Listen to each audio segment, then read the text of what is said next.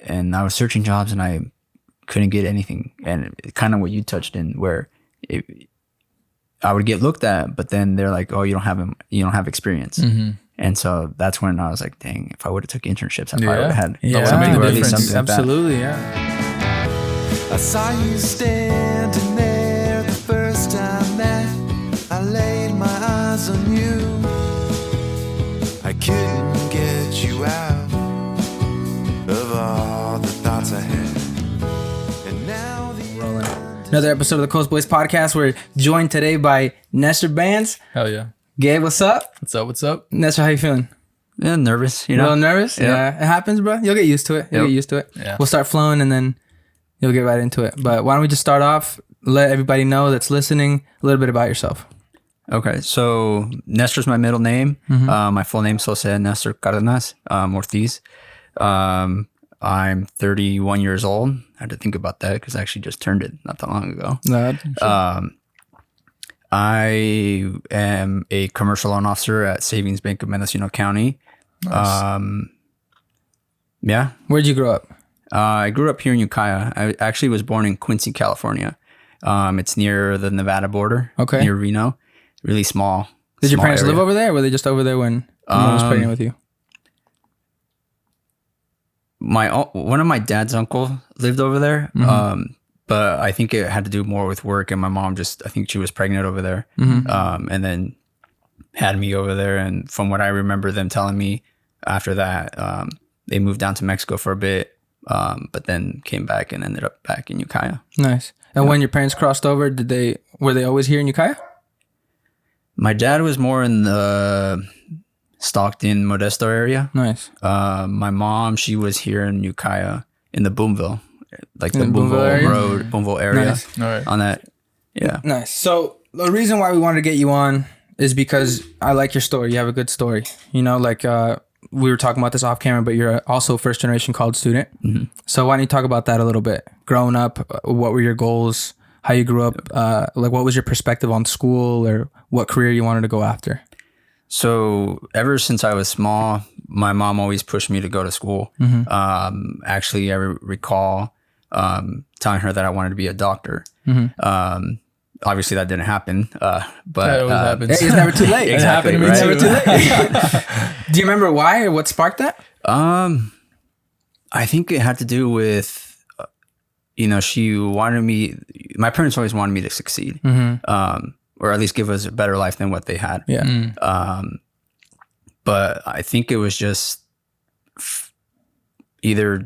I think it had to do more financial reasons. Yeah. I just don't remember very well, but I think that was the gist of it. Yeah, you just grow up thinking, I want to be a doctor, I want to make money. Because you know it's going to make money, exactly. But you don't really know what goes into being a doctor. Yeah. Right. Or what kind of career path to take. Especially at that age when you're that young, you don't understand what it's going to take to get to that point. Mm-hmm. All the schooling, money, all that stuff. And growing up, were you always a good student, or how did that look? Academically, I was always a good student. Mm-hmm. Actually, I was always a good student, but there was a time where I did hang out on the wrong crowd. Mm-hmm. But there was reasons for that. I mean, I can start if you want me to explain that. Yeah, go into it. So basically, from K through second grade, I want to say, second or third grade, I was at Oak Manor, and I had friends that I hung out with there. And then we moved over here into the central part of Ukiah. Mm-hmm. And then from 4th through 6th, I ended up going to Ukiah school. And I hung out with a lot more white kids there. And a lot of them were smart and everything. They rarely got in trouble, stuff like that. Then came 7th, 8th grade. I think it was 8th grade. One of my cousins, he was a poem leader and wanted to hang around with us. Mm-hmm. And then one day, my friends that I had been hanging out since 4th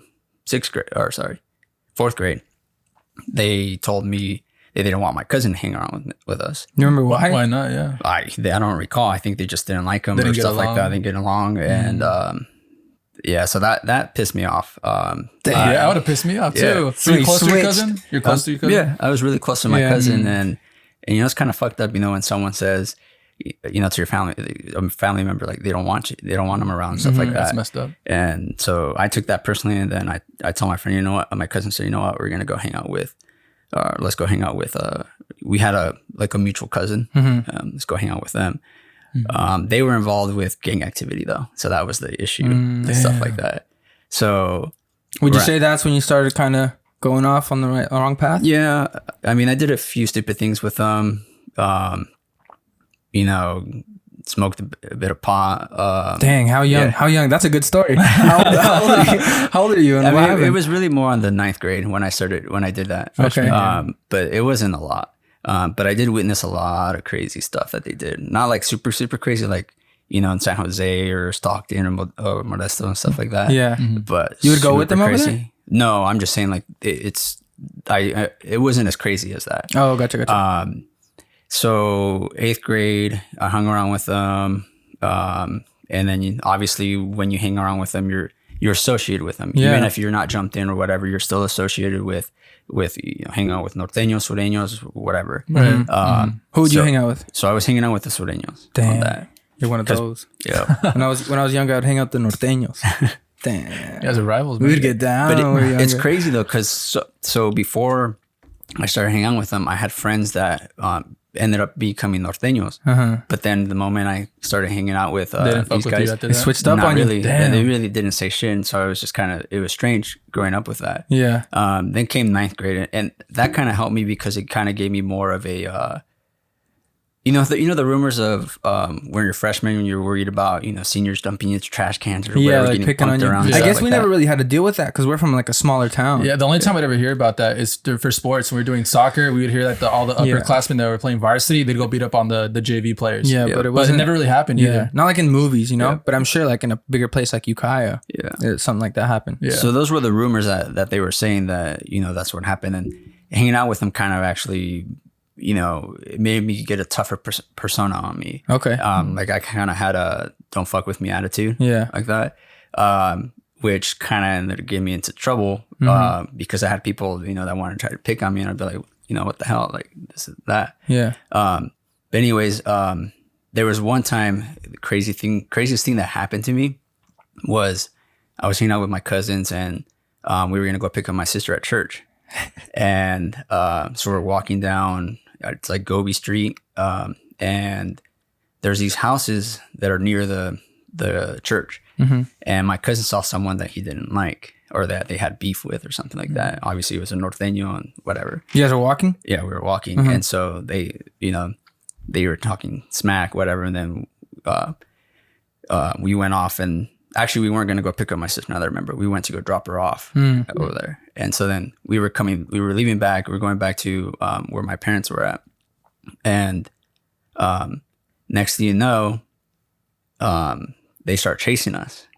And so we're like, what the fuck? Whoa, so you didn't start it? No, it started, so they're chasing us. And then we ended up going over by where like Ellie's and Beverly, or what is it, that fabric store that closed down on State Street, across from Wells Fargo. And all of a sudden this Jeep comes up, pulls up right next to us, and I see this big ass dude just get out of the car, and I'm like, fuck, I'm about to get fucked up here. Oh my god! And then this other dude, these other fools come out, and I'm just like, shit. And I'm like 14, Yeah. And my cousins are like 16, 17. Okay. And that. And then someone else, I forgot who was with us too, pulls out a knife. Damn. And I'm just like, fuck. One of your homies did? Yeah. One of my cousin's friends. Yeah. And I was like, fuck. But the moment they saw that, they got back into the car and then just took off, and then we just fucking took off and shit like that. Fuck that. Bunch of punks. It's so crazy because like I said, I used to hang out with those kids too. You know what I'm saying? Just like a bad clique. Yeah. And now looking back, I'm like, why did I even do that? Like, why was I Exactly. hanging out with them? Like, what was the end game? What was the point? Exactly. And even just looking, like seeing those kids walk by when I drive by them, I'm like for what? Yep. You know what I'm saying? Yep. I just feel like the only thing I can say about that is you do get this sense of camaraderie with your homies, or like in your case it was your family, and then your family's friends. Yeah. But that's like the only plus I see. Like it's almost like a little brotherhood. But Yep. other than that, like you're just hoodlums. Yep. You're just doing bad shit all the time. Like what's the point? Yep. And then So, oh sorry, what were we gonna say? then the crazy thing, I mean, I have similar stories like that where I don't do shit and I'm walking down with a friend, and just because I'm associated with them, they come in like, hey, what are you doing? That's blah, crazy. blah, blah. Yeah. Stuff Did you like ever that. worry about that? Like walking, like you're on a date or you're going and this is downtown or doing something, you like have to check over your back. You're like, oh shit, like I'm sure you live paranoid all the time. Like that's what I'm Not asking. super age? paranoid, but there was one thing that clicked. I think it was either my sophomore year or my junior year. It might have been my sophomore year. There was a girl that I was interested in or liked, and her brother was a norteño. I know. And that's so, a love story right there. That's a movie script. and so, you know, I was trying to, you know, get with her, but she's like, my brother's norteño, and I heard, you know, you're a Serena. I'm like, He's gonna kill I'm you. not. I was like, I'm not. You know, I hang around with him, but we're not, and stuff like that. And this was before I was going to Mexico and stuff like that. And my friend was kind of helping me out, and then he's like, well, if you really think we're Serenas, then we shouldn't be talking, blah blah blah. And so I went to Mexico with that, you know, with that in my head, and I was like, fuck that, I don't want people to think that shit. Yeah. So that was part of it that helped me kind of start backing away from that. But then the one thing that really clicked in was, I think it was my junior year, where I started driving, and I was like, if I'm still associated with that, and at the time I was driving my dad's truck, I was like, if someone thinks, you know, that someone doesn't like me, thinks it's me driving, it happens to be my dad or my mom, you Putting know, them at risk. Exactly. You know, what if they think it's me and they do something and something happens to my parents? That's when I kind of pretty much backed away from all that stuff. Dang. How do you back out? Like, how do you you just stop hanging out with those people and then you slowly start disassociating yourself from them, or how do you really get out of that once you're in it? So I mean, in the beginning I did talk to a lot of them and, you know, hung around with them. But then I started having like my own little small group of friends there. And they were just hanging out with them because their parents were actually from LA, and their parents were involved in that. But they weren't really that much involved. And so we just kind of slowly just like did our own thing. We just stuck around there. But it wasn't like I had joined the gang or anything and saying like, no, you have to, you know, jump you to get back out or some shit like that. But it was just kind of, you just hanging out with the wrong crowd. Yeah. So going from that, you're in high school, you said that was what, junior year when you started driving? And you started having those thoughts of, dude, I can't associate myself with these people, which is good because you start putting everything into perspective and you're thinking about other people. That's good. What shifted, or when did you start thinking about going to school? Because for those that don't know, I don't know if you mentioned it earlier, you went to UC Berkeley. When did you, and you have to build that up like throughout school, right, to go to UC? Yeah. So like when did, like you said, you're always a good student. When did you start having thoughts of actually going to school, and when did you start picking the schools that you wanted to go to? So I've always had the mentality of going to school, and it's more because of my mom wanted me to go. Yeah. My counselor was the one that also told me, you know, I'm walking the fence, that, you know, you're hanging out with these people, but you're also doing really good in school. Then there's this program in high school called Mesa. I don't know if you guys are familiar I've been in with that it. one. Yeah, Gabe was a Mesa kid. Yeah. I got kicked out of Mesa. Yeah. So I had no idea about colleges. I had no idea which colleges were good, which ones, you know, majored in what, blah, blah, blah. So in Mesa is when I started learning about colleges. I knew about UC Berkeley, then Davis, Stanford, and then, you know, the Ivy League schools, Brown University, etc. Yeah. And I never really had a preference. I never really knew what I wanted to do after. When I was in high school, I was always good in math. You know, I took AP classes. I actually took BC calculus, which is the second year of calculus, my junior year.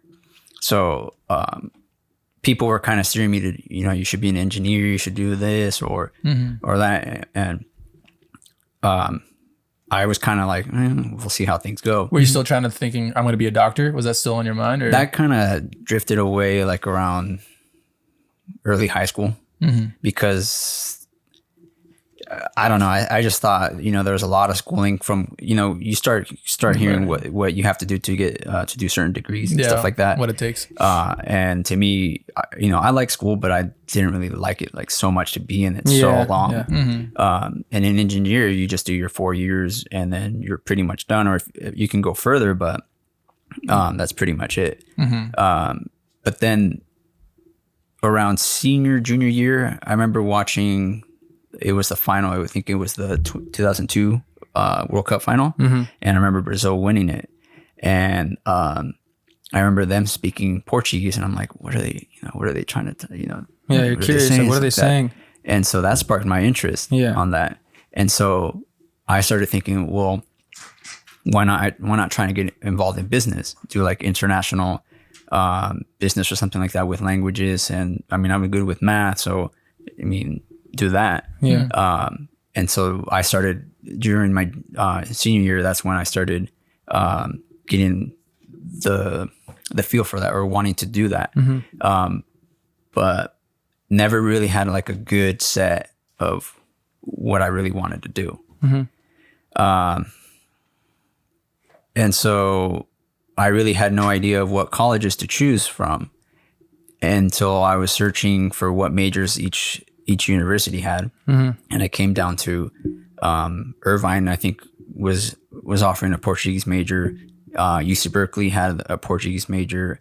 And there was a few other ones, but I never really had a set one. However, during my senior year, I kept getting letters from multiple universities saying, especially in California, saying, if you come here, or if you apply here, you're granted. Like I got one from Davis, I got one from UC Irvine, I got one from USC, UC San Diego. Damn, those are all really good schools. University of San Francisco. Did you ever visit any when you're in high school? Or is it just like... I visited Davis. I visited Santa Clara. I think I might have visited San Jose, but that might have been for a MESA event. But yeah, no, the only one I think that didn't send me was UC Berkeley. And that was one that the reason I actually wanted to go there, on top of it having Portuguese, was professors like saying, oh yeah, UC Berkeley is a really good school, you should go, and stuff like that. And my French teacher, he was a big Cal fan, and he attended UC Berkeley, and he's like, you should go, blah, blah, blah. And then I just applied. And so I applied to UC Davis, UC Irvine, UC Berkeley, UCLA, actually not UCLA, a lot of the UCs, and then CSUs.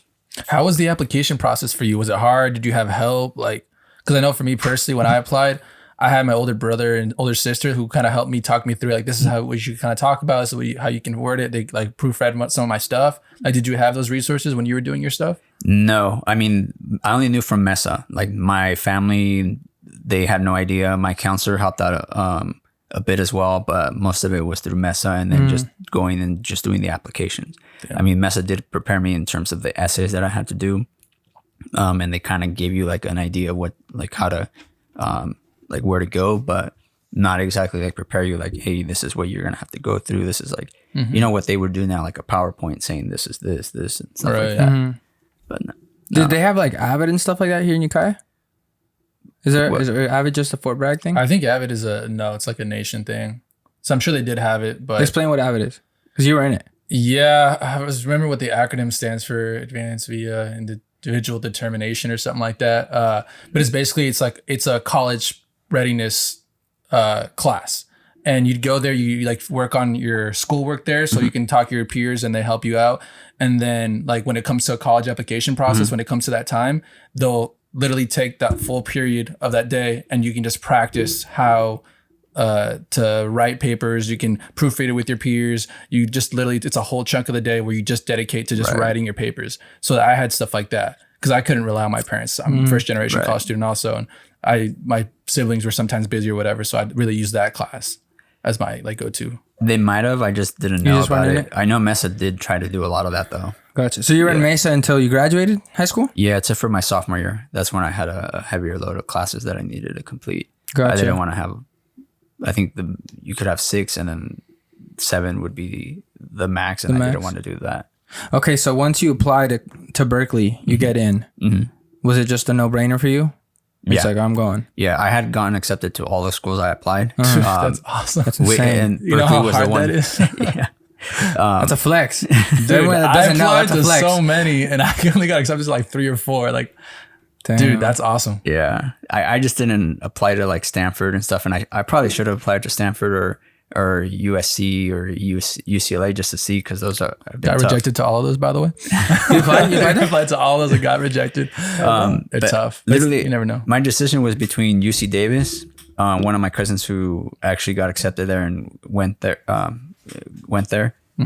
or Berkeley. And I was waiting on Berkeley. And so if they told me no, I was going to go to UC Davis. And even then, UC Davis actually offered me more money than Berkeley. Shout out Aggies. Yeah. Aggie Cash. Shout out to Aggie Cash. Yeah, and that's the same thing that happened to me. They offered me full financial aid package. So I was like, it's a no-brainer. Yeah, that's insane. Yep. So when was the first time you visited Berkeley? What did you think? It was they have something, I think that it's called Cal Day. It's like on a weekend, and you just go tour the campus and people out there, handing out flyers, or you can ask questions, stuff like that. That was the first time I toured, and that's when I had already accepted, so I was going there. Yeah. Okay, so when you applied to all these schools and you're getting in, did you apply as a Portuguese major or undeclared? I think I did undeclared. Undeclared? Yep. And same with Berkeley? Yep. And once you go there, what shifted? So first I applied, I thought I applied undeclared, like in general. I actually ended up applying undeclared in the College of Natural Resources. And so I found that out. So you just messed up the application? Yeah. Hey, but you got in. You're like, I actually don't want to do this anymore. So when I'm getting the tour, I think it was because once you get in, then you have to set up your classes, and then you have like a day where it's like a freshman orientation kind of. Yeah, and then like at the end of the day, you select your classes. Yeah, something right? like that. Yeah, I think that's what it was, if I remember. And I remember talking to them, and they were explaining, this is what the College of Natural Resources is, blah blah blah. And then some of you the guy even knows, he's all, some of you may have been here by accident because you thought you You're like, yep, that's me. And I was like, yep, that's me. You're like, yeah, how do I get out of here? Exactly. What is that? What is that? Natural resources. So basically, it's more like the environmental stuff. Oh, gotcha. Yeah, it's just like a college that you do. Like one of the majors was environmental economics. Just more like agricultural environment stuff like that. So when you were there, did you immediately leave, or did you try to go through with it, or what did you do? So I switched to undeclared for I think in general, if I remember correctly. If not, then I had to choose the College of Letters and Science, undeclared there. And so my thought first was, let me try to do something with math. Nice. And so I didn't take a math class until my second semester of my freshman year. I ended up taking Math 1B, which is the equivalent of the second year of calculus there. And so when I'm taking this course, it's just like, this is a no-brainer. This thing's easy. Really? It was a review to you? It seemed like a review. God damn. Dude. But Did you ever tutor people? Like, did you ever help people out? Or you just kind of no. like you do your thing, you leave? I just did my thing, left. But anyway, so I thought, I thought this is super easy. I remember this stuff, whatever. And so I get the midterms, and then I get my test back, and it's like below the curve, and I'm like, what the hell? Below the curve. Yours was below the curve? Yeah. So it And wasn't easy. So it wasn't easy. It's just the material. It seemed very familiar, and I kind of just like, this is just like high school. I'm just gonna do whatever. And to top it off, there was a 14-year-old there who was in the class, and he would correct the professor. That fool was probably a junior. smokes. Yeah. Damn. Taking second year calculus, he's like a 14-year-old. I wonder where he's at now. I have no idea. Probably saving the world. Probably curing coronavirus right now. Probably. Shit. Probably working with Alan somewhere. Yeah. So I'm taking my final, and I knew at that point, like I need to do really good in this final, or else I'm gonna fail. And especially that class is the most failed course in Berkeley. 50% don't pass that class. Well, and okay, so you being in it, was it because of the professor, or just the materials that hard? Because a lot of times that I've tried signing up for classes, and friends tell me, look, that class is really hard. It's because the professor like doesn't really do a good job of teaching it, or doesn't cover the material well. No, it's not that. It's more from what I've heard about a lot of Berkeley classes. The ones that are very popular, they tend to make them really tough to weed out the people. I was gonna say that the same experience I had in Davis, I literally heard from it was like people who were helping you pick your classes during orientation. They say they on purpose make the intro classes harder than normal so it weeds people out because so many people want to come in. I want to be a doctor. I want to be a nurse. I want to be whatever. And then they purposely make that class super difficult so the people who are discouraged right off the bat, they just switch majors, and then it lowers down the numbers they have to deal with. And then they just go from there. It's hella messed up, but I mean, at the same time, But if it makes people that really want to do that major, stick with it. Stick with it. It forces you to do that. Damn. Okay, so when did you, after that class, when did you start switching towards or striving towards? You said economics, right? Or what'd you major in? So I majored in political economy, but first I tried to get into the undergrad business administration program through them. But again, those classes were tough, and they were on the curve. So like you could miss like 2 questions on that quiz, and you'd probably be below the curve because that's how. Oh my god! Yeah. Dang. Yeah. And if you were to get into that, what would you want to major in? I would have been doing the business administration, and then I would have tried to get into like international like business. Dude, that'd be sick. I remember one time, dude, my freshman year, when I was like debating, because I was undeclared my freshman year, and I was at Sonoma. I remember one time I was walking back to my dorm from the CAF, and I was just like you would just run into people, and I didn't know, like you wouldn't know them. You just, oh, hey, and then like, you want to walk together? And I remember I was walking with this girl, and she told me, so we were just talking about school, and then she asked me like what my major was, and I told her I was undeclared. I asked her what she was doing, and she told me, she was like, oh, I'm doing international business. I was like, really? Like, what made you do that? That's really cool. And she was like, oh, my dad does that, and like he travels. And she told me the company, I forget what company it was, but he basically like travels to different companies like in Europe and sells tomato paste. And I was like, dude, that's awesome. Like, that's sick. She's like, yeah, his company pays for it and stuff. And she told me, she's like, it's really cool, but she's like, we rarely get to see him. So I was like, oh, dude, it sucks. That's the struggle sometimes. So it's like, it's cool if you're like young and you don't have a family, but like, once you want to like settle down and stuff, it's kind of bad. You know, you don't get to see your loved ones. And that's partly the reason why I wanted to do it. Not that, but like the traveling part. Like you get to visit other countries and stuff like that. And it's paid for. All paid for, yeah. Exactly. That's really sick. Yep. So how did you not get into that? You apply and then they tell you yes or no. And that was pretty much it. I got told no. So then I was just searching and ended up with political economy, which touched honestly everything that I liked. You know, your requirements was a foreign language.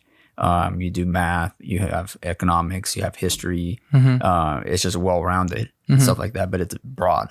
So you had taken courses that were covered in that, and you're just like, okay, I like that. Yeah. Nice.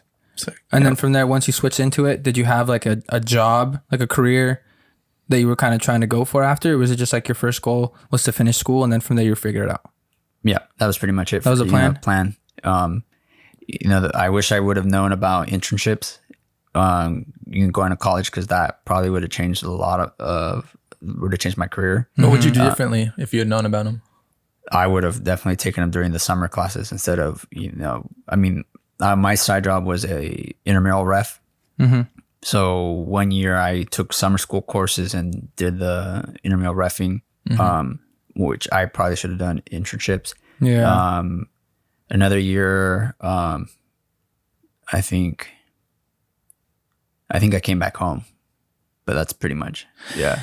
Yeah, I mean, it's just use the time more effectively. But nobody tells you about that stuff. Exactly. Like growing up, going to school there, like some of my friends were doing internships, but like I didn't know where to apply, where to look for. No one's telling you like, hey, this is the time where you should be applying right now, because they're only looking for 1 or 2 people in that position. And if you're one of the first applicants, maybe we'll just hire you off the jump, and then you already have that. So I didn't have that when I was going to school, so I never did it.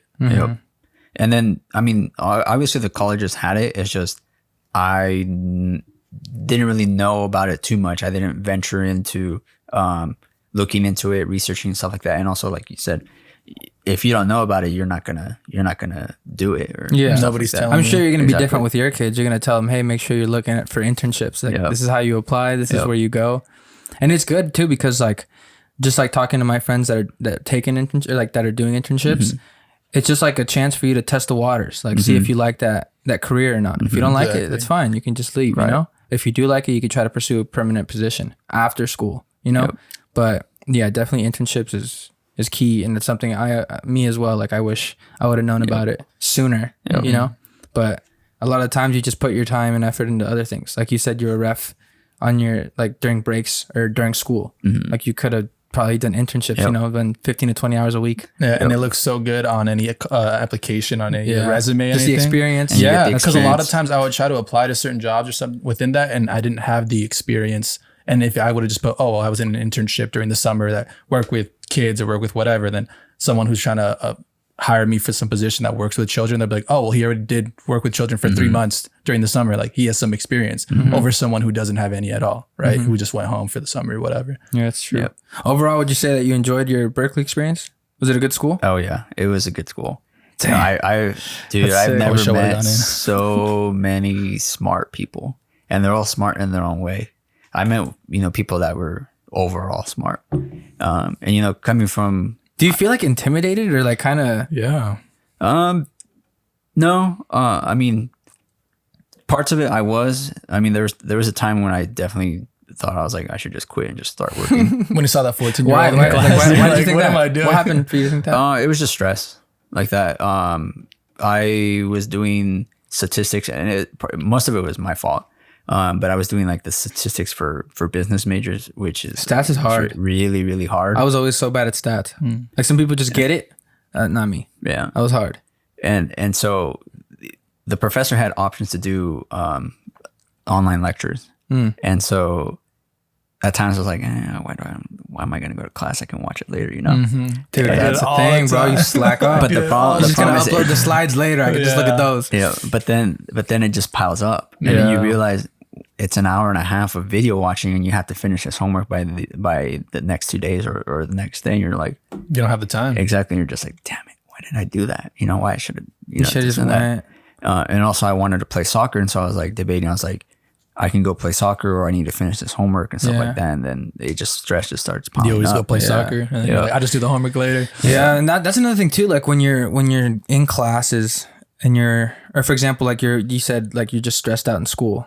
A lot of times when you don't have that end goal, you start thinking, why am I doing this? You know what I'm saying? Like, what's this for? Like if I'm somebody that's trying to be a doctor, my parents were doctors. Not even my parents have to be doctors. Just that's my goal. I've wanted to do that since I was a kid. So you have that end goal, and it's like these classes that I'm doing is like the steps to get there. But a lot of times when you don't have that end goal, you don't know what you want to do after. It gets difficult. Like in those times of stress, you're like, I don't even know what I want to do this. What am I doing this for? And there's, like we were having a conversation on our way here. A lot of the times, like there's people that are almost built up to succeed, and then they go off to college, and you see them go for a semester, 2 semesters, and then it's too much stress or too much for them to handle, and then they just kind of like drop out. Yeah, you know what I'm saying? Like that's the hard thing is a lot of times when you don't have that, like especially first gen. I always pull it back to that because we don't have that guidance. We don't have that resource at home, And it's like a lot of times you're stuck and you're just like, well, what do I do now? And you don't have your parents. Yep. You know what I'm saying? Like they can't give you that advice. It's like, okay, this is only the first step. Until you've been there and you've done that, you kind of know. So you could give that guidance to me if I needed it. You can give it to Gabe if he needed it. To Danny, to someone else, But shout out to Danny.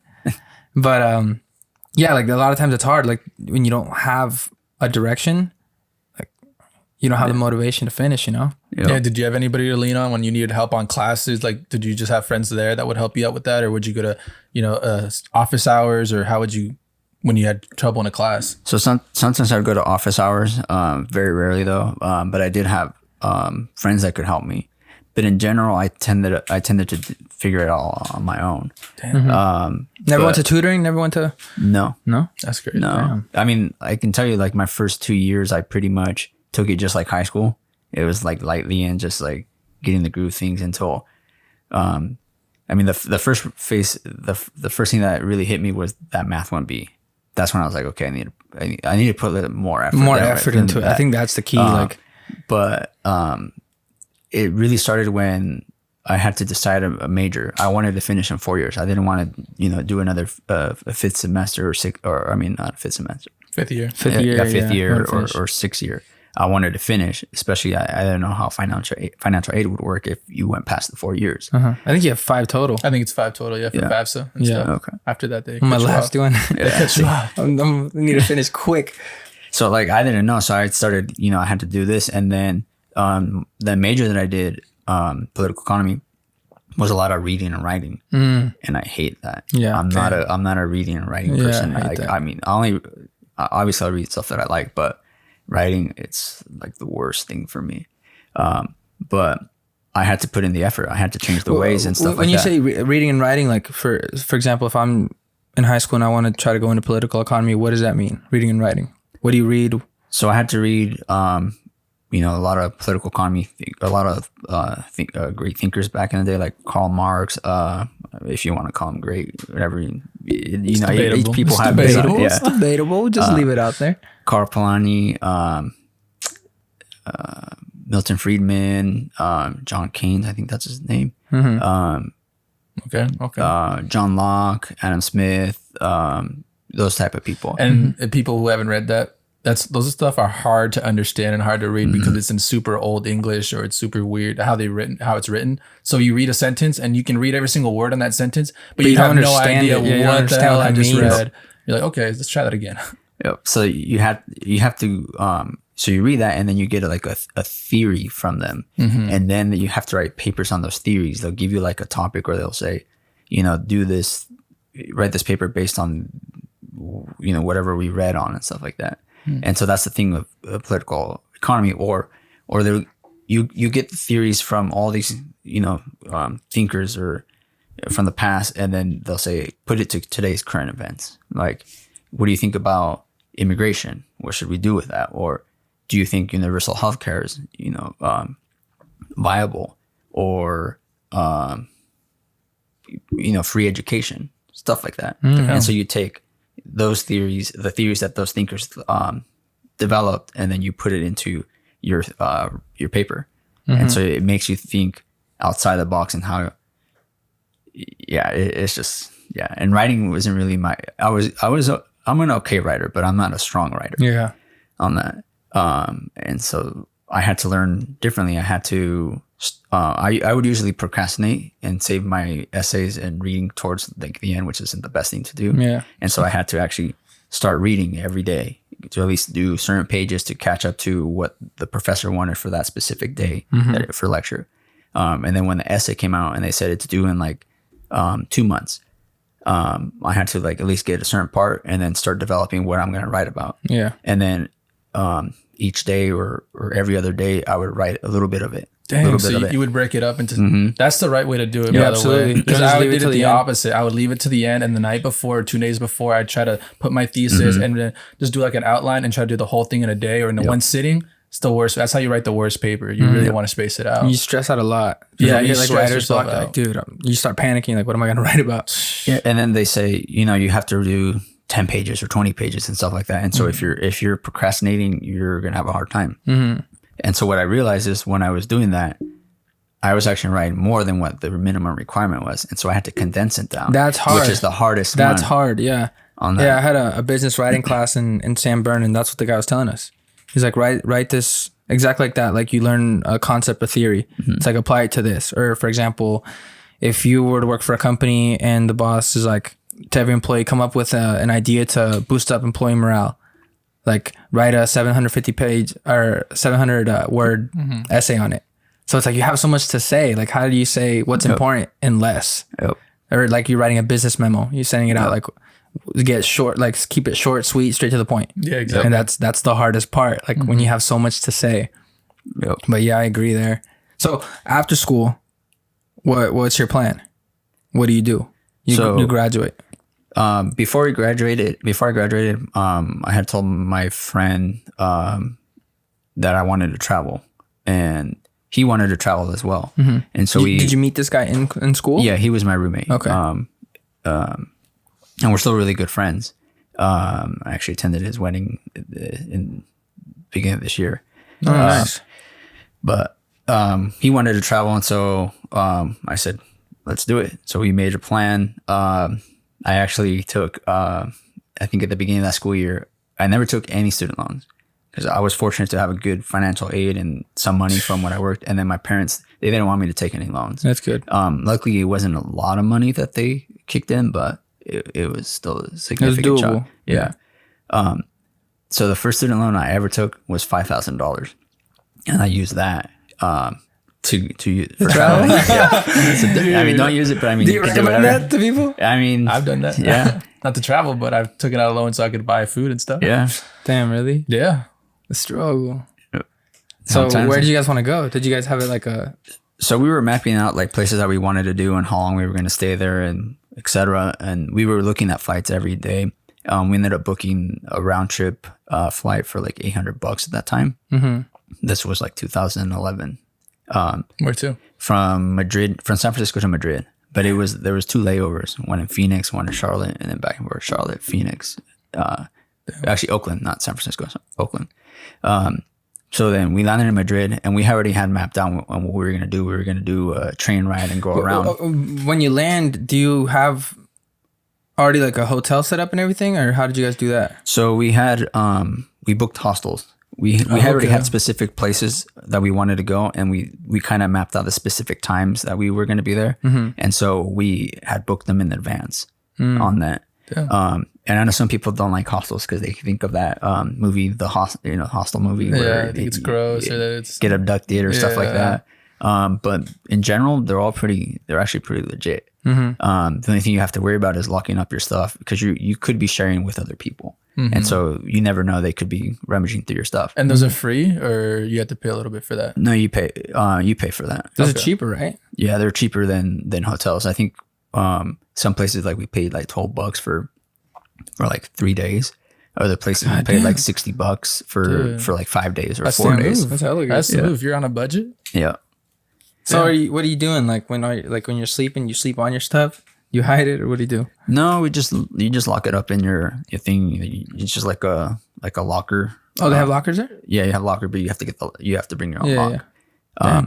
So then they have their own bed, and then you have a shower, and sometimes they have breakfast, sometimes they don't. But yeah, so yeah, in Madrid we got there, and the first thing we land, we're trying to find the bus, and this taxi guy's like noticing that we're trying to like go somewhere, and he says something. I'm like, what the hell did he just say? And they speak Spanish, and I'm like, I speak Spanish. I'm like, well, I can't understand them. And then I realized that they speak really fast and they have a hard accent. And basically he was saying, if you guys want to go to the center of Madrid, I can take you guys there. And it didn't click to me until like later on, and when we were on the bus, I'm like, oh shit, that's what he was talking about. But we ended up getting the wrong bus stop, and we're walking trying to find the bus stop again, or at least the metro, and never realized how I don't know if it was just the city, the way the city is, or they saw us as like homeless people, or they were racist and stuff, because they did not acknowledge us. Like people walking down the street would be like, hey, do you know where the metro's at? Just walk straight, ignore. Damn. There was a lady waiting for the bus stop. I approached her and I said, hey, and told her in Spanish, do you know where the bus stop's at? She like didn't even acknowledge us. What the hell? Until we asked someone, and he was kind of hurt. He's like, oh yeah, it's right over here, blah, blah, blah. But it was like the strangest thing that I've ever experienced on that. And I've heard that Spain's pretty racist. They're probably sick of tourists. That could be I too. get that all the time. Yeah. Could be, but it was really awkward. I mean, when someone asks you something like a question, like It's trying just to find common courtesy, Just to respond. exactly. Like, hey, no, the metro's over here, or the bus stop's right over here, or blah blah blah. But no, I was like this far away. She was just like, Even just say, I'm too Ignoring you? busy. I'm sorry. Or Dude, something. that's insane. and even if she didn't know Spanish, she could at least said it in her other language. But Yeah. But Was that like a recurring theme over there? Or just that one time? It was just that one time, and I don't know if it had to do with like I said, I don't know, because we had backpacks like this, the ones that you carry a lot of stuff, like you go hiking, and so I don't know if they thought we were like, maybe it might have been. You like, guys carried homeless. around backpacks the whole time you were in Europe? Yeah, God dang. yeah, That's insane. Maybe that was it. Maybe they just thought you were they probably homeless. just thought Maybe. you wanted money or something. or something Yeah. like that. Yeah, but I don't know. What did you guys do in Madrid? You guys visited to- the Madrid Stadium? We were assuming. outside. We I didn't go hope so. inside. No, I'm sure you went inside and no, we went to the kissed the Barcelona. trophies. No. Yeah. Went on the field. How long were you guys there for? We were there for 5 days. The first time, and then the second time we were there for a couple of days, because that's where our return flight was. Okay. But we saw the museum, which is where I almost got arrested for taking pictures. Oh, Really? What Yeah. happened there? So they have it's the palace of the monarchy. And you can go in there and tour it. Then you reach a spot where there's actually a sign that says you can't take photos, but people were taking photos. So like, oh, this is fine. Take photos. And you see a guard that says no photos. What was it? I don't remember. It was I think it was a statue. That I don't know if it was a monarchy, like an old monarch, but I think it was a statue. If not, it was a painting. It was a long time ago. I can't remember. But they said, once you cross the stairs, you can't take photos. And so we went up, we were looking at the chambers, and I was trying to be slick and just had my phone just like walking around, just taking pictures. Someone grabs my shoulder and says, hey, you come with me. And I'm like, oh shit. Dang. And he's like, I told you can't be taking photos. And I was like, oh, crap. And then You didn't deny it? No, I wasn't doing that. Like, I don't speak Spanish, guy. I don't know what you're saying. Get your hand off of me. I just said, what are you talking about? And he's like, you see those cameras right over there in the corner? I was like, yeah. He's we've been watching you. And I'm like, oh my God. And he's like, show me your photo. And I showed him.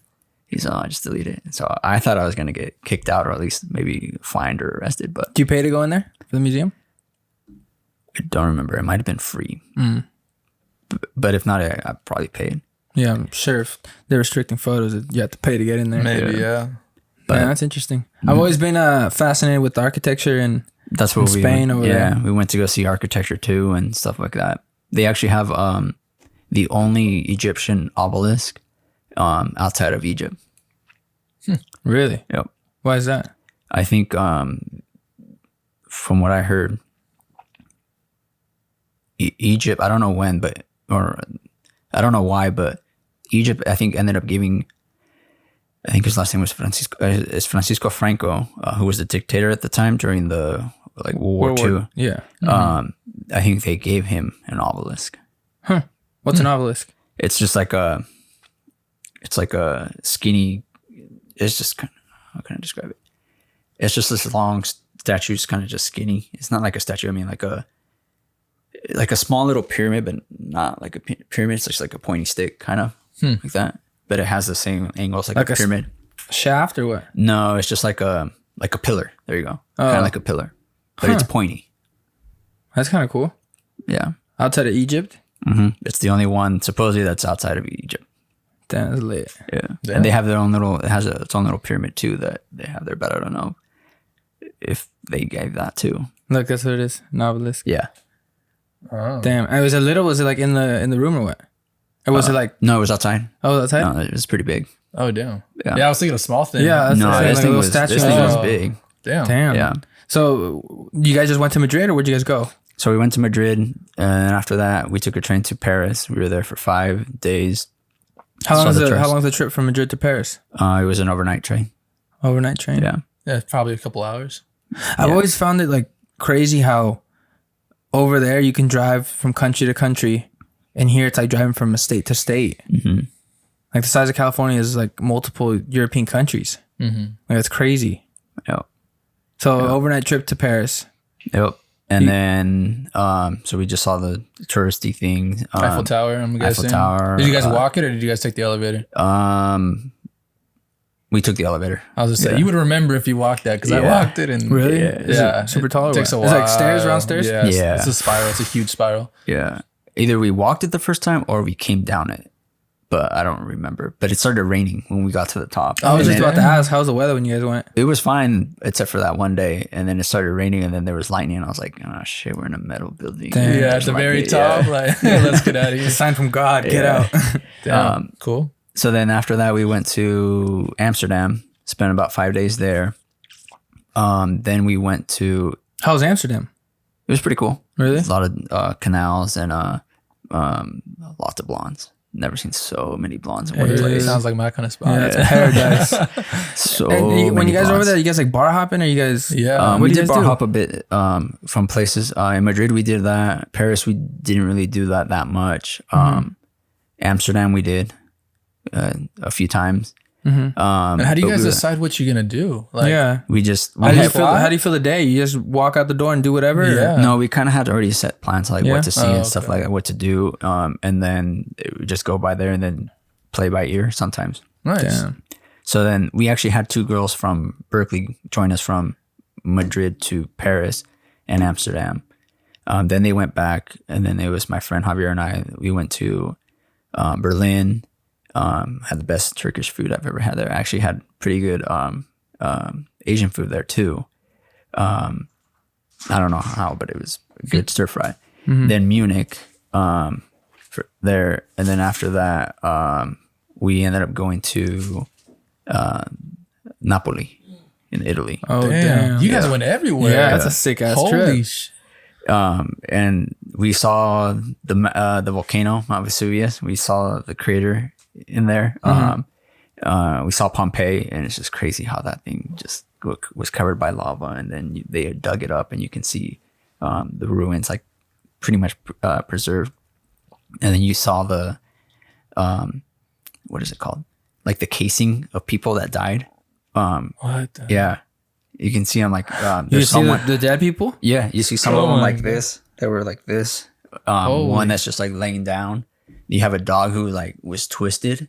I think he might have been tied up and he tried to escape. Oh, But it's That's just in the Italy? ash. Yeah, just the ash, and then I think the ash kills them like instantly because of the heat and all that. It suffocates them, and then lava just And create some mold of them. Yeah. damn, that's crazy. yeah. And then from Italy, where'd you guys go? So Naples, and then we went to Rome, and then from Rome we went to Florence, and then Florence.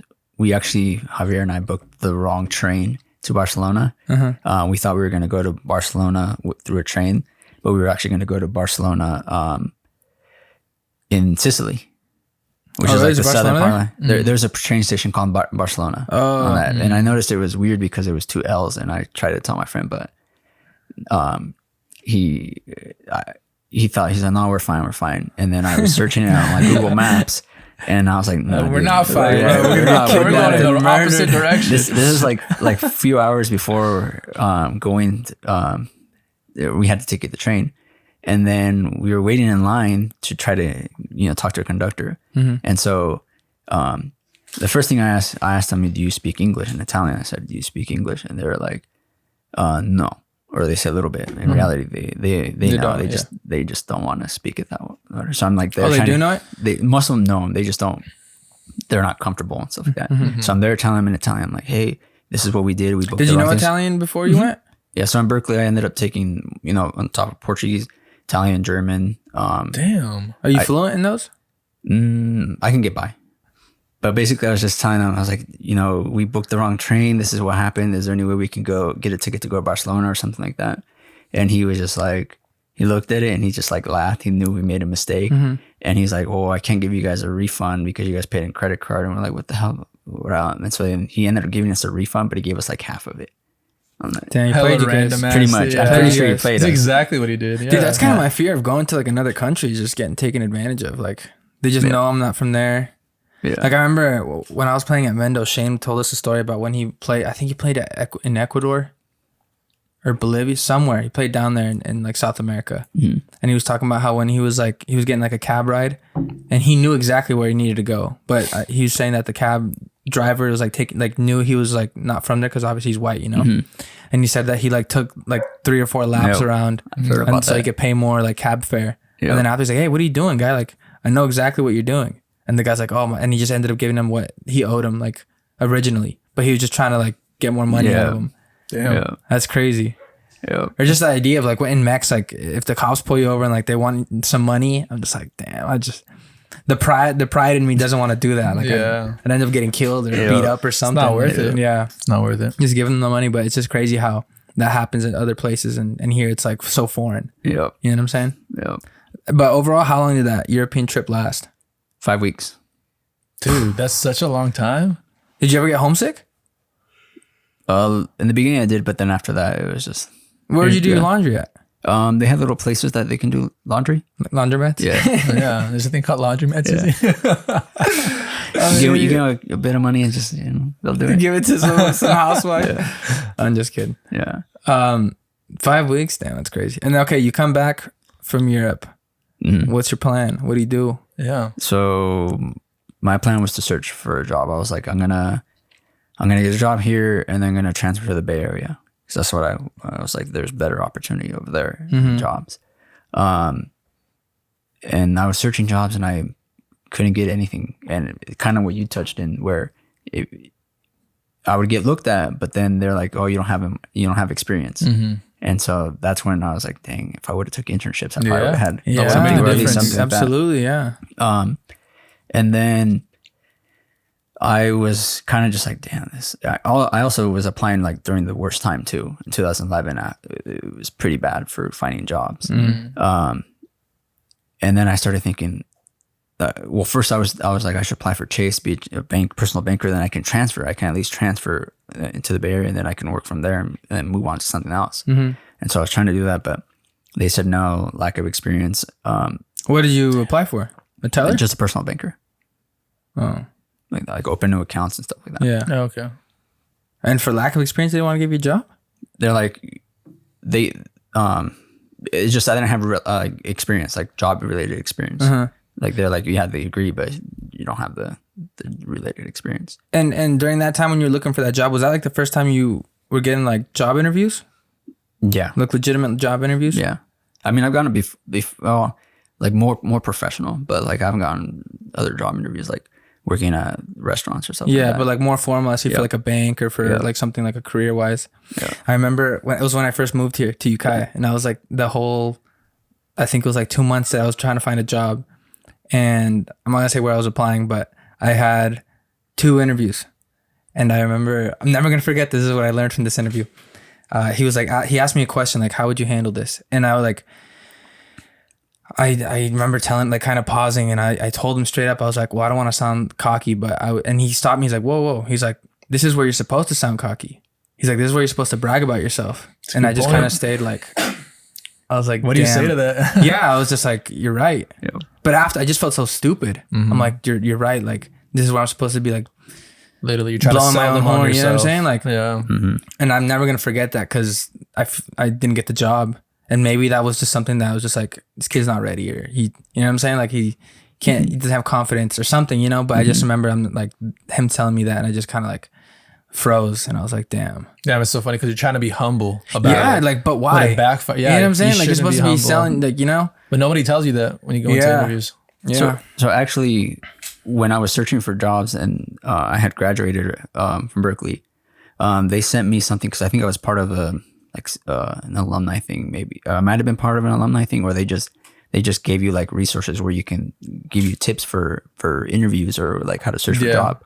And so I was looking through it, and they actually gave you tips on like what questions to ask the employers, what to do, and stuff like that. So basically, what it said was, if you're interested for working in a company, you want to research the company, what they are about, absolutely, what they do. If you fit well with them, makes you sense. could see yourself long term. Exactly. So you find out what they do, you know, where they shine, etc. And then you develop questions like what you want to know. If you want to move up in the company, you want to ask, you know, say you want to be, I don't know, so let's use banking for instance, like a teller. Then you could say, you know, what's the next step above a teller, or what does it take to get into this position, or stuff like that. You start asking questions about them, and then you can ask them. You can say, you know, what do you like about working here, and stuff like that. Yeah, so you capture the it goes interest. both ways. It's like a double. It's a double That's interview. a good question. Yeah, absolutely. Yep. Did you do that when you? Oh yeah. Yeah. Yeah, and actually, so I'm sure they were like kind of shocked. They're like, oh, that. So actually, that's interesting, because when I was like, I couldn't find a job and I didn't know like what to do, and I was like, oh, I might as well like try to see if I can get an internship, you know, at least. Yeah. And so I remember Marty Lombardi coming to Mesa and like talking about savings bank, you know, this and that. And so I was like, I called them up and I said, hey, do you guys have an internship position? And they were like, no, we don't have anything, but you're interested in applying? I said, yeah. And they said, oh, tell us about yourself. And so I told them a little bit about me, and they're like, well, we have this position called a utility, which is actually like a floating teller, new accounts person. Just come in, get an application, and apply. And so I went in, got the application. I kind of went dressed regular, kind of how I am right now. But when I went to turn it in, I wore, you know, slacks, shirt and stuff, dressed up. And I saw on the facial expression of the HR person that he noticed that. So he was pleased on that. It's like a first impression. Yeah, always be better. Always dressed to impress. Overdressed and underdressed for sure. So when I'm doing the interview, I was kind of like this, and I asked questions. Over? Just not like that, but just like I had like a little briefcase with, not a briefcase, but like a little folder, where I had questions and stuff like that, and that I was kind of prepping myself. So I had it here, and so I'm talking to them, and they're asking me questions, and then they're like, "Do you have any questions for us?" And usually when I think I either look up or look down, just to like, I don't know why, but that's just what I do. And so I was like this, and I'm like, "Oh yeah." I asked them a question, and then they're like, "Well, that's pretty cool." And then they're like, "Oh, do you have any more questions?"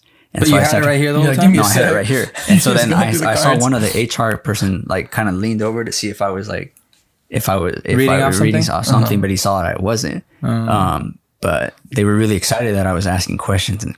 And so I think that caught their interest. I'm sure it did. Yeah. And so I ended up getting the job offer. And that's pretty much how I started at the bank. So you said you were a utility.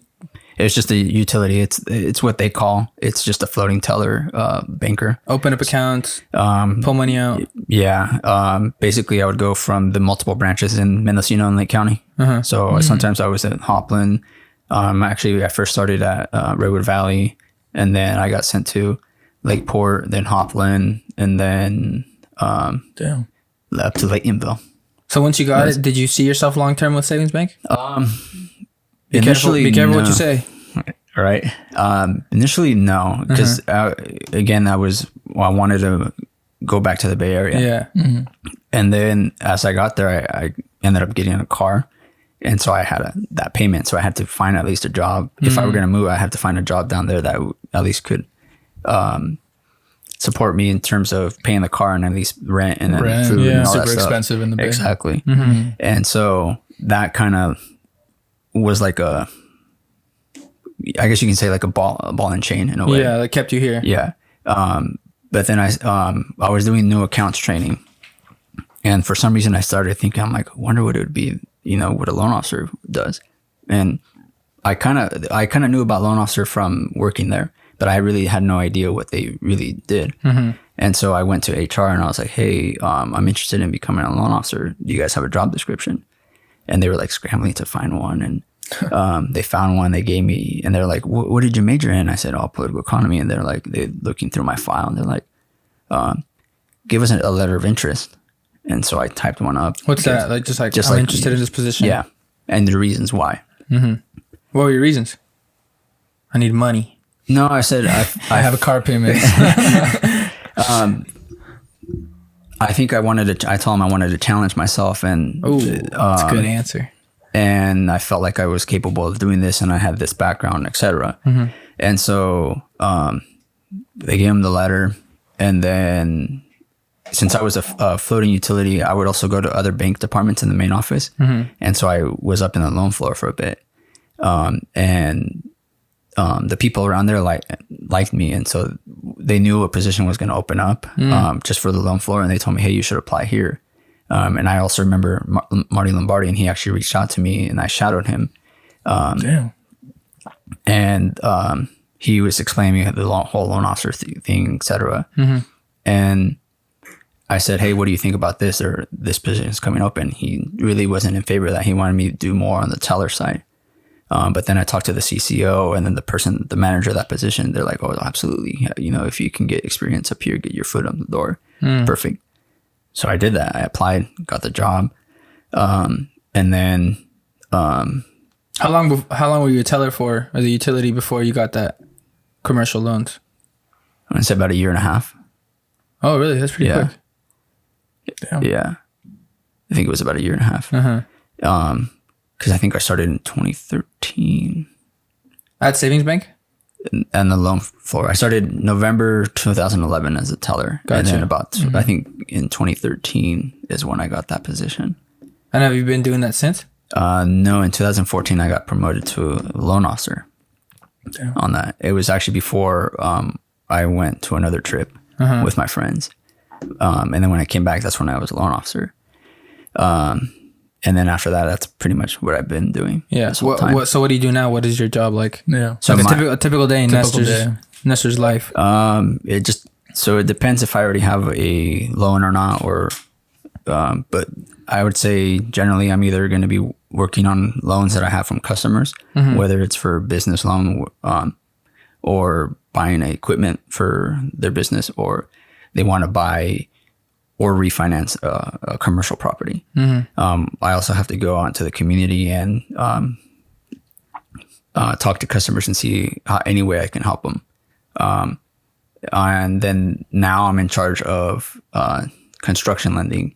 So I have to monitor all the the commercial construction lending that's going on there. And then it's just typically answering calls, any questions that they may have. And then sometimes, or once I have a loan ready, I, do my little credit memorandum, like a business essay on why we should do this loan and the reasons for. So your goal is to try to get people loans. Yep. Yeah. Or help them out any way that we can in the process. Yep. Dang. You like that? You like your job? You see yourself long term, like more years? Yeah. I can see myself doing that for a long time. Really? Yeah. Dang. Because there's a challenging part, because the cool thing is you get to understand people's finances. Not only do I do that, but the other challenging thing is I have to understand everyone's business, their whole business model. It's not just like I'm looking at one particular thing. So restaurants have a different business model and financials than someone who owns commercial real estate or apartments, or someone who's working in a different field, like they're building homes, like they're a contractor, or say they own like a tree trimming service or something like that. It's very different. Or they own an auto shop or stuff like that. Right. You have to understand every single angle of that. Yeah. So would you say, since working there, you understand finances better, or just like how to manage your money? I saw when I first started being a loan officer, I was doing personal loans, car loans, mortgages, HELOCs and equities. And I would see people's tax returns, and I'm seeing, they have properties, and I'm seeing that they have regular income or they have a business. And I'm like, man, how the hell are they making, how much money, and they're not paying that much in taxes, and some of them, and then they own all this real estate. And so I ask questions like, what do you guys do? And they're like, oh, usually I get a home, and then once I get equity, then I take equity out of that, buy another property, and then rent it out, etc. Damn. And so I'm, seeing these things as I go. But I'm also realizing that managing your money is important. And I actually didn't start that until, in my process, I didn't start that until, I want to say 4 years ago. Like Dang. that. So what changed? Or Okay, but like before, I'm sure you would just get a check and just pay your I would pay the expenses, and I'd party and stuff like that. Of course. I mean, that's everyone's mentality at the young age. But what they don't teach you is, especially in high school, is you need to understand credit. You need to understand how to budget. You need to understand kind of set goals. Why do you think that is? Why do you think they don't teach that in high school? And it's stuff that's so important to everyday life. Like everybody has to learn how to do this at one point. Right? Wouldn't you think it'd be like a mandatory class you'd have to learn in high school or something? I feel it should be a mandatory thing. I think they kind of leave it up to the family, your parents. I was just about to say they'd probably leave it to your parents. So I think sometimes these parents have terrible or worse money management than you do. Yeah, absolutely. Well, just from not knowing. Yeah. And also our economy runs in spending. So that's a big thing. That could be a big thing on why they do that. Or maybe it's just the education system. Maybe they just don't have people that do it, or people are not interested in it. How did you learn how to manage money, or like how to manage your money? No. Is there like something you saw? So my friend Javier was really good at that. He majored in economics, and so he was always about finance or managing stuff like that. And he would have budgets, and I'm like, okay, what's a budget? Kind of. I mean, I knew what a budget was, but I never practiced it. Never stuff like that. And he's like, oh, you should do this, blah blah blah. Because he would tell me like, oh yeah, he had a whole bunch of student debt, but he paid it off. He lived with his parents, got a job, paid it off. Smart. Done. But he didn't have a car payment because he already had a car paid off from days ago, from when he was in high school. And I was I was like, well, I want to buy a house at one point, like later on. And so I started tallying what I would get after all taxes and everything were taken out and 401k. And then I would make a list and say, okay, this is how much my car payment is. This is how much I have for gym, food, etc., stuff like that. And then I try to figure out this is how much I try to save, and you try to stick with that. And then once you can get to that point, so like say you make $3,000 and you have that budget set, and then you start making $4,000, $5,000.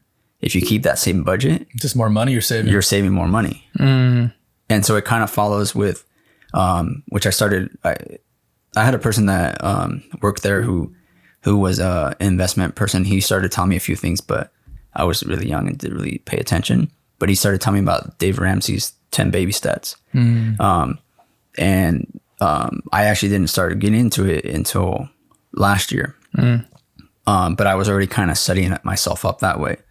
And basically, what you want to have is cash ready to buy things that you want to own, like assets or stocks or whatever. And after that, I started, getting into investments and stuff like that, because I was like I said, when I was doing loans, I was seeing how people were owning multiple real estate, but they were getting a bunch of cash. On a tax return, they only show so much, but it's hidden in a way how their cash is actually flowing versus the cash flow. And so I'm like, man, so people just, they buy That's houses. legal? It's totally legal. It's all within the rules? Yeah, it's within the rules. And so I'm like wondering how they, what they do. And so basically they buy properties, and then that extra cash flow that they have, then they end up buying more and more. And then it just becomes an endless cycle on that, if that's what you want to do on that. Damn. And so what Dave Ramsey says is basically you want to create an emergency fund, which is what I'm noticing is very important in what's going on right Especially now, yeah. Because you can see, you saw how you have a job, everything's fine, and then it can just disappear like down. that. Yeah, overnight. Yep. Does he have like a certain time? Like, is it like an emergency fund for how long after? So like 3 months? A lot of people recommend 3 to 6 months. After that, it's just pretty much, you can do better. You can put it into stocks or whatever. So it's important to know like your monthly spendings, bills, everything you spend on food and gas, and then try to keep that budget. I mean, you'll sway here and there, but once you get a good grip on it, it gets all. How do you track your budget? Do you write it down? Do you have it on your phone? Do you have like an app? Because I know there's certain apps that you can budget your stuff like that. Excuse me. There's certain apps. Sorry, I had to. There's certain apps that you can use. There's like YNAB. Like what do you use? I just use an Excel spreadsheet. You just do the track format. It? Yeah, you put in a formula to do it. Just add it's simply just put the totals and then do a total whatever, and then you just look at like your like your app, what you were spending, and you just track everything down. So I have it set up at work, and I have it set up here. So I have it set up in a way where I know where I'm going to get paid each day, and then what my net is, net money is, or my net paycheck is on the top, and then I have a list like this is car payment, this is food, this is house payment, this is utilities, this is gym, this is all your investments, this is savings, potential savings, etc. And then your total should always be zero. And so you want to allocate money. So if you have any money extra, then you put it either into savings or something else. Yeah.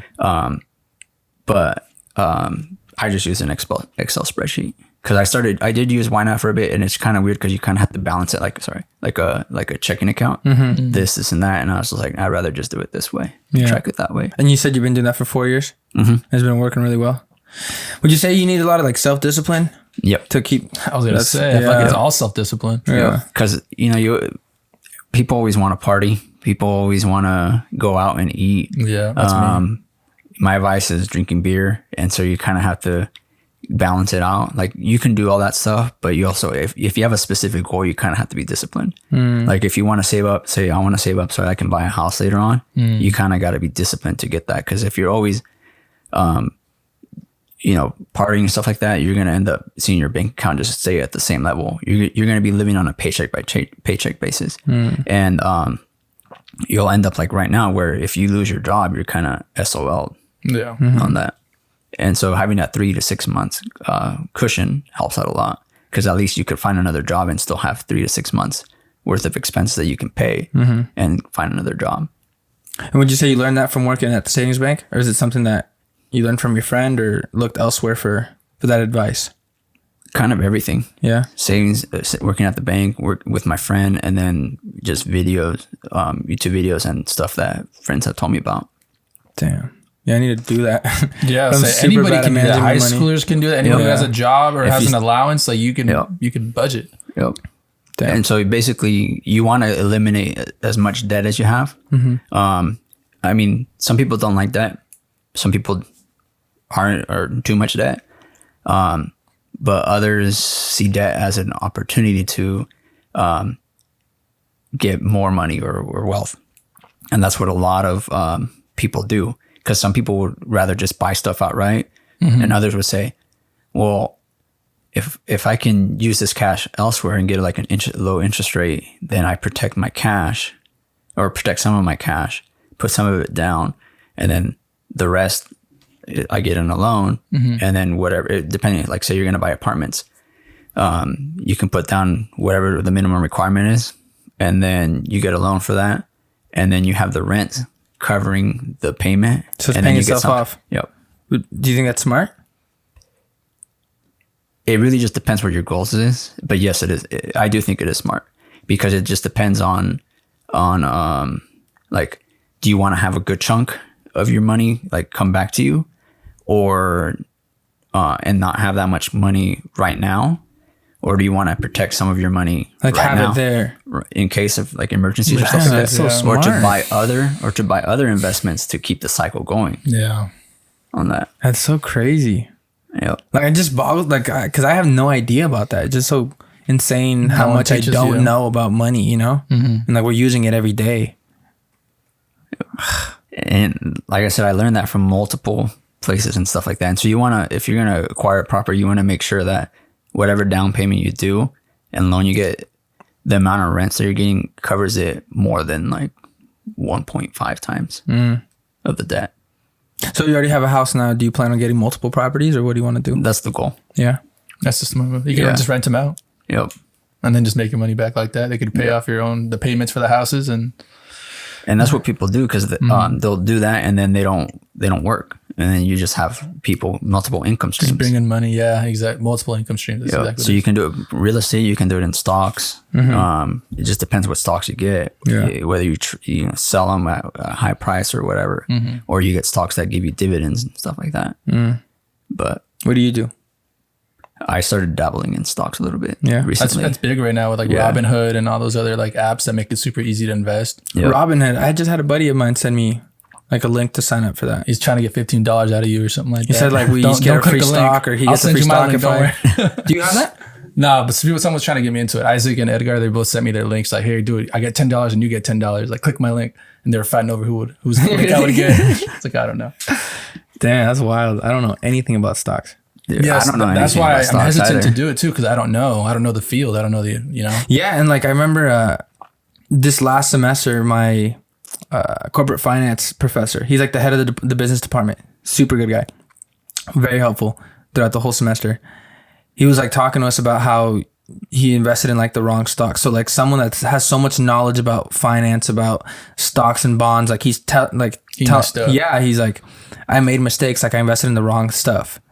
And so it's like, it's so weird. Like this guy that understands so much about the market. But you learn. Yeah. living. You But learn. it's just, it's, You don't want to. that's why I'm just like, dude, I don't know. This guy doesn't know. I don't know. It's You know what I'm saying? intimidating. Nobody knows. It's intimidating to put your money somewhere and just like hope that, okay, I'm going to make money on it eventually. Yeah. Right. You just got to leave it there and be It's a huge patient. risk. Yeah, it is a big risk, but you have to think of a long-term plan. Not like you want to do research. I don't want to say little. You want to do research because you want to make sure that you're not just putting money there and then it's just going to disappear like that. You want to make sure that like I invested in companies that I knew very well, not like knew very well, but they're well known. Big companies like Like Apple, Apple, Disney, Amazon, McDonald's. all that stuff.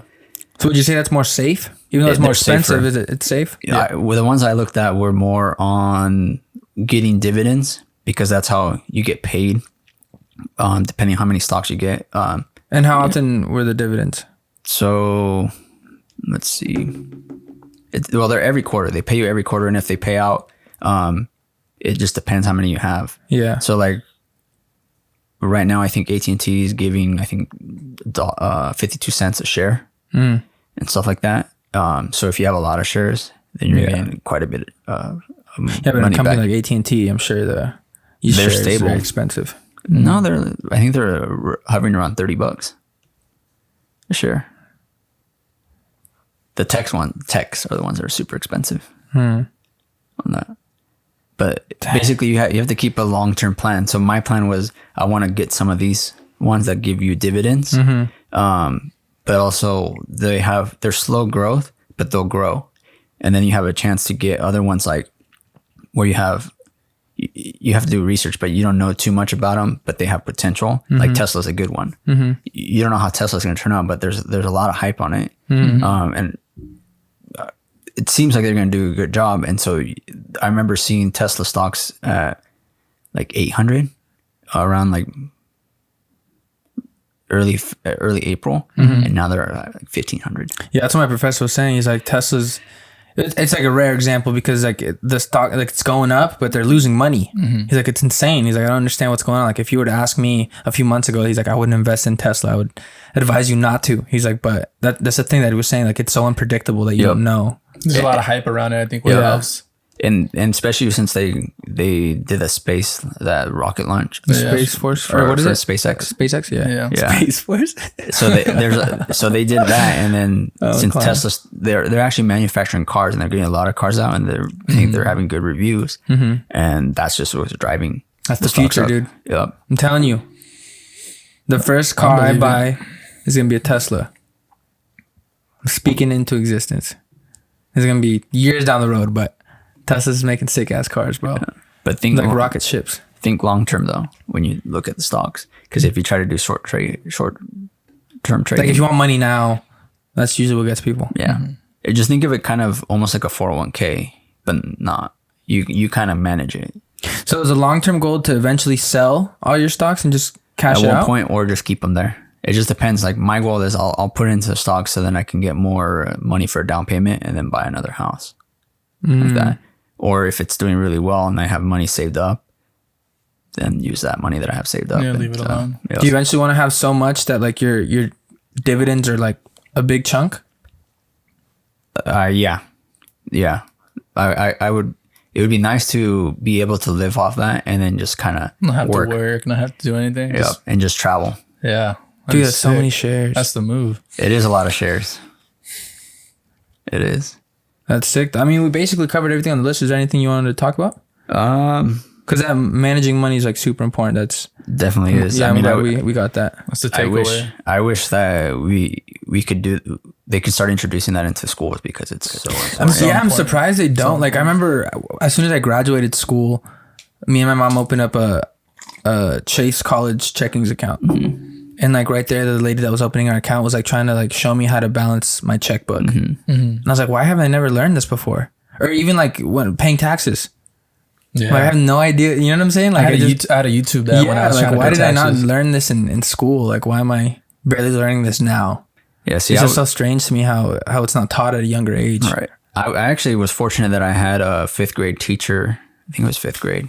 That actually he hosted like casino nights kind of on that. So he kind of taught us a bit like gambling, but like also money management. But throughout the year, you had a checkbook, and he would reward you with like money each like I think it was each week or each month. You would get like a salary on that, and then you have to balance your checkbook. But then if you got punished, then you would take expenses out and stuff like that. So I kind of remember. So you had an idea. I had an idea like That's that. really cool. That's hella sick. And so I learned how to balance a checkbook at that age. And then I would see my mom kind of. I'm a very observant guy, so like I kind of like see, and then I kind of like learn from that, and then do research. as well. But I would see my mom like write checks, and she, she'd spell it out and add the numbers and sign it. And then at times like I needed to buy stuff from school, and so she would say, "Here's a blank check and do it." And that's how I was kind of taught too how to write checks like that. And people were impressed. Like at my age, they're like, "You know how to do that?" I'm like, "Yeah, my mom taught me how to do that." Stuff like that. And so it depends like how it's sad that schools don't show that. But I think it's also your parents have to show you as well. But like you said, some of them don't know like that. It's hard. Yeah. Have you ever thought about like doing like something here, like in Ukiah, like in the high school, like a mentorship type of thing? We've been trying to do that through the bank. Yeah. They do that with younger kids. But we've been trying to do that for like juniors and seniors at the high school. Yeah, that'd be really good. So smart. Yeah. So smart. Yeah, because from being a loan officer and getting young students or young people that just got into the workforce and stuff like that, wanting to get a loan, exactly, they have no idea, and stuff like that. That's cool. Hopefully that goes through. That'd be awesome. Sick, man. That'd be good for the community. Yeah, except COVID kind of killed everything right now. I'm telling you, dude. COVID it ruined my life. It ruined everybody's lives, man. Shit. All right, bro. That's honestly a good place to stop. We talked about a lot. We covered a lot. Again, thank you for doing this with us. Thanks. You're exciting, man. Thank you for learning a lot of good. Yeah. Got a lot of knowledge and good information on how to manage money, your job, a lot about you. But this has been good. Cool. Thanks, man. Yeah. Thanks, man. Thank you.